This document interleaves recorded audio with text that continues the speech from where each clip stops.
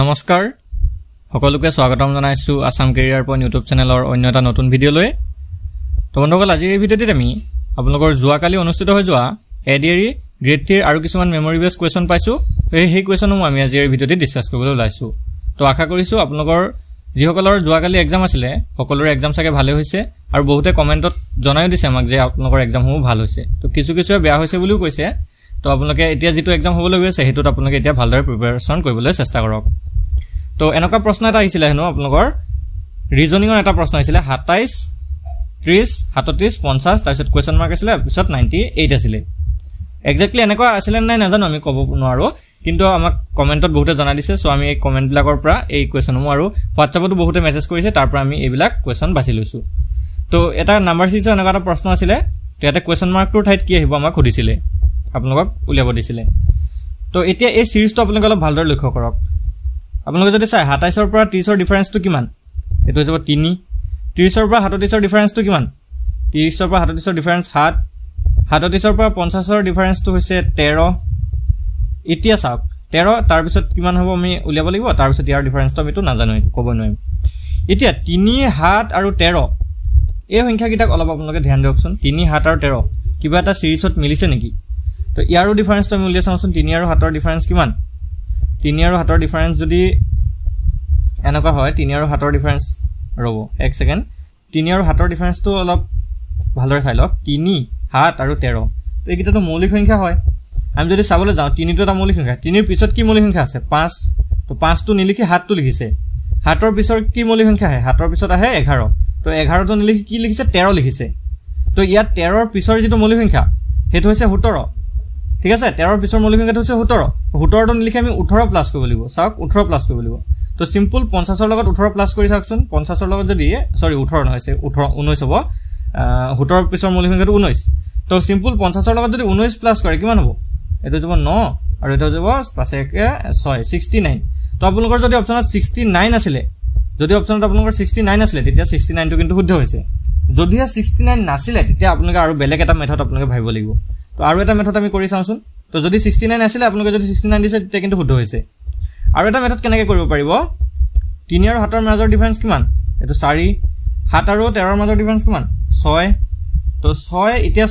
4 6 কে পাইছে ন 4 6 পিছত 8 আহিব তো 13 আৰু 8 যদি আমি যোগ কৰো 13 8 কিমান হ'ব 13 8 হৈ যাবগে 21 তো 50 ৰ লগত যদি 21 যোগ কৰে 50 ৰ লগত যদি 21 যোগ কৰে কিমান হ'ব 21 যদি যোগ কৰে 1 7 71 এটা ওলাইছিল আমাৰ 69 ইটো ষ্টাইলত কৰিলে আৰু ইটো ষ্টাইলত কৰিলে 71 তো যদি 71 আপোনালোকৰ অপচনত আছিল এটো প্ৰকাৰে কিন্তু কৰিব পাৰিব তো এটা আপোনালোকে এক্সাম দি আহিছে আপোনালোকে গম পাব কোনটো অপচন আছিল তো যদি আপোনালোকে এটো শুদ্ধ কৰিছে আপোনালোকে কমেন্টত জনাই দিব আৰু প্ৰশ্নটো যদি কিবা খেলিমেলি হৈছে হেতু কমেন্টত আপোনালোকে জনাব পাৰে তো চাওকচোন আৰু কিছুমান কোৱেশ্চন এনেকা এটা আছিল দুটা সংখ্যা 2:3 আছে আৰু সংখ্যা দুটাৰ লসাগু আৰু গসাগুৰ পূৰণফল 96 আৰু তেতিয়া হলে সংখ্যা দুটাৰ যোগফল কিমান হ'ব তো এনেকা প্ৰশ্ন কৈছনা আমাক আমাৰ ভিডিঅ'সমূহ যদি আপোনালোকে চোৱা নাই চাই ল'ব পাৰে আমি কিমানকে কৰাইছো এইবিলাক কোৱেশ্চন তো এইবিলাক ধেৰ আমি প্ৰেক্টিস কৰাইছিল আপোনালোকক আৰু এজ ইট ইজ আপোনালোকৰ এনেকে আহি হৈছে তো দুটা সংখ্যাৰ অনুপাত দিছে আমাক 2:3 তো এটা সংখ্যাক আমি 2x ধৰি লৈছো আৰু এটা সংখ্যাক আমি 3x ধৰি লৈছো ঠিক আছে আৰু হেতৰ লসাগু আৰু গসাগুৰ পূৰণফল 96 এটা ইয়াৰ পৰা এলচিএম টো লিয়াকচোন এলচিএম আৰু এইচচিএফ টো লিয়ালক এলচিএম আৰু এইচচিএফ টো যদি আমি উলিয়াবলৈ যাওঁ এইচচিএফ টো কি হ'ব দুইটাতে x কমন আছে তো x টো যাব এইচচিএফ এলচিএম টো কিমান হ'ব x টো থাকিব লগতে 2 3 গুণ 6 6x x * 6 মানে 6x তো 6x হৈ গল হেতৰ এলচিএম আৰু x হৈ গল কি x হৈ গল এইচচিএফ মানে গসাগু এটো লসাগু এটা লসাগু আৰু গসাগুৰ পূৰণফল 96 দিয়া আছিল মানে কি x পূৰণ 6x x পূৰণ 6x সমান দিয়া আছিল 96 আৰু এটা যদি পূৰণ কৰে 6x² হৈ যাব 6x² = 96 এটা 6 হিফালে হৰণ কৰি দিয়ক 96ক তো x² ভ্যালু ওলাই যাব 96ক যদি 6 ৰে হৰণ কৰে 6 গুণ 6 এটো 3 নামিলে 36 6 গুণ 36 16 x² ভ্যালু ওলাই গল 16 তো x ৰ ভ্যালু ওলাই গল ইয়াৰ পৰা x ৰ ভ্যালু হ'ব √16 কৰিলে 4 হ'ব তো x ৰ ভ্যালু আমাৰ ওলাই গল কে 4 এতিয়া চাওক x যদি 4 হৈ গল আমাক উলিয়াব দিছিলে কি সংখ্যা দুটাৰ যোগফল উলিয়াব দিছিলে তো যোগফলে উলিয়াব দিছিলে না বিয়োগফলে উলিয়াব দিছিলে নে সংখ্যা দুটা উলিয়াব দিছিলে আমি ক'ব নোৱাৰো যেটো আমি এক্সামত যোৱা নাই আৰু আপোনালোকে এইবিলাক কোৱেশ্চন দি দিছে তো এতিয়া এটা আমি কি পাই গলো চাওক সংখ্যাটো পাই গলো কি x টো পাই গলো 4 এতিয়া এটা সংখ্যা কিমান আছিল 2x তো 2x টো 2 4 গুণ 8 এটা সংখ্যা 8 আৰু এটা আছিল 3x মানে আছিল 3 4 গুণ 12 12 এটা 8 এটা 12 এটা যদি যোগফল উলিয়াব দিছিলে হেতেন তেতিয়া 20 হ'ব যদি বিয়োগফল উলিয়াব দিয়ে তেতিয়া হৈ যাব 12 পৰা গলে 4 আৰু যদি সংখ্যাকেইটা উলিয়াব দিয়ে তেতিয়া 8 আৰু 12 হ'ব তো এতিয়া আপোনালোকে কমেন্টত জনাবচোন কোনটো উলিয়াব দিছিলে যোগফল যদি উলিয়াব দিছিলে 20 আৰু কোনে কোনে 20 কৰিছে জনে জনে 20 উলিয়া দিছে তেওঁলোকৰ কিন্তু শুদ্ধ হৈছে আৰু এটা প্ৰশ্ন আছিল চাওক এনেকুৱা আছিল এই কোৱেশ্চনটো আছিল 2 টু দি পাৱাৰ x সমান 32 হলে x ৰ মান কিমান এনেকুৱা এটা প্ৰশ্ন আপোনালোকৰ আহিছিল তো এটো একদম সিম্পল হয় 2 টু দি পাৱাৰ x যদি 32 হয় এটা 32 টোক আপোনালোকে 2 ৰ ঘৰত ভাঙি লকচোন তো 2 ৰ ঘৰত যদি আমি ভাঙো 2 দুগুণ 4 4 দুগুণ 8 দুগুণ হলো 2 লং 32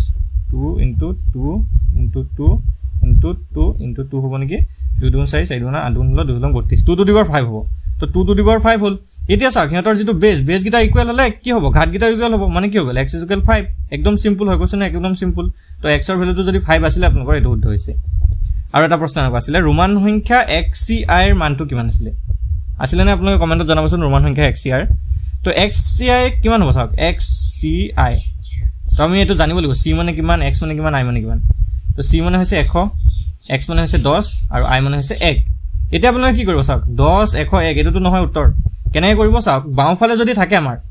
তো 1 টো ডাঙৰ হয় ডাঙৰটোৰ বাওঁফালে আছে 10 তো 10 1 ৰ পৰা যদি 10 মাইনাস কৰি দিয়ে 90 আৰু ইফালে আছিল 1 সোঁফালে থাকিলে সদায় প্লাস হয় বাওঁফালে থাকিলে মাইনাস হয় তো 90 ৰ লগত 1 টা প্লাস কৰি দিয়ক 91 আপোনালোকৰ অপচনত থাকিব লাগিব এটো 91 এ হয় তো xc মানে কি 91 আৰু এটা প্ৰশ্ন আছিল এনেকুৱা ইংলিছৰ প্ৰশ্ন আছিল এন্টোনিম অফ ফ্ৰেন্ড আহিছিল আপোনালোকৰ আহিছিল নে এন্টোনিম অফ ফ্ৰেন্ড কোনে কিনে কি দিলে চাওক এন্টোনিম অফ ফ্ৰেন্ড তো হ'ব ফো তো ফো যদি আপোনালোকৰ আহিছিল এটো কিন্তু শুদ্ধ হৈছে অপজিট ওয়াৰ্ড অফ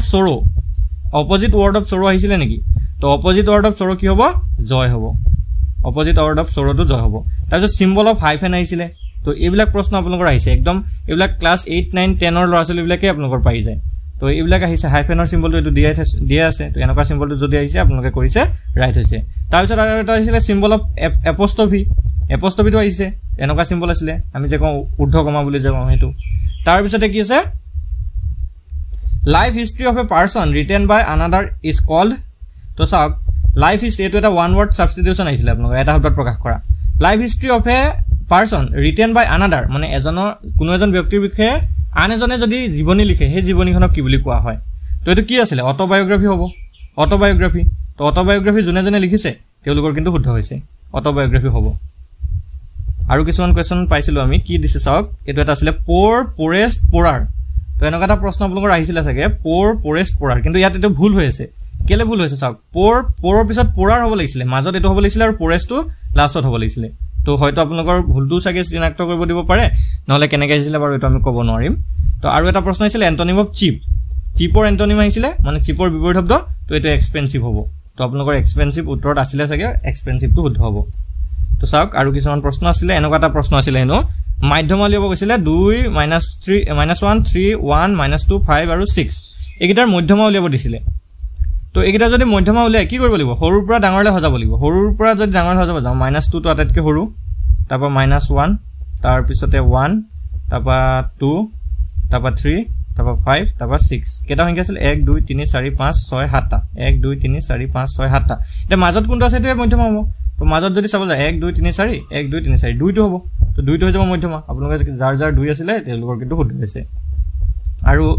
আমি আৰু প্ৰশ্ন বিশেষ পোৱা নাই তো আপোনালোকে যদি মনত আছে কিছুমান প্ৰশ্ন আপোনালোকে কমেন্টত জনাই দিব পাৰে তো এই প্ৰশ্নকিটা বিশেষ কি আপোনালোকৰ যেহেতু গ্ৰেড 3 পৰীক্ষা হ'বলৈ গৈ আছে গ্ৰেজুৱেট লেভেলৰ তো সেই গ্ৰেজুৱেট লেভেলৰ এক্সামৰ পৰীক্ষাৰ বাবে আপোনালোকৰ এই প্ৰশ্নবিলাক সহায়ক হ'ব পাৰে আৰু আপোনালোকৰ ড্ৰাইভাৰ পোষ্টৰ এক্সামটো হ'বলৈ গৈ আছে লগতে গ্ৰেড 4 ৰ দুটা এক্সাম হ'বলৈ গৈ আছে তো এইবিলাক পৰীক্ষাৰ বাবে আপোনালোকৰ এই ভিডিওটো এটা গুৰুত্বপূৰ্ণ ভিডিও হ'ব পাৰে সেইকাৰণে আপোনালোকে ভিডিওটো লাইক কৰি দিব আমাৰ চেনেলটো সাবস্ক্ৰাইব কৰি দিব এনে ধৰণৰ এতিয়া আমি নেক্সট পৰীক্ষাবিলাকৰ কাৰণে প্ৰস্তুতি চলাবলৈ চেষ্টা কৰিম ধন্যবাদ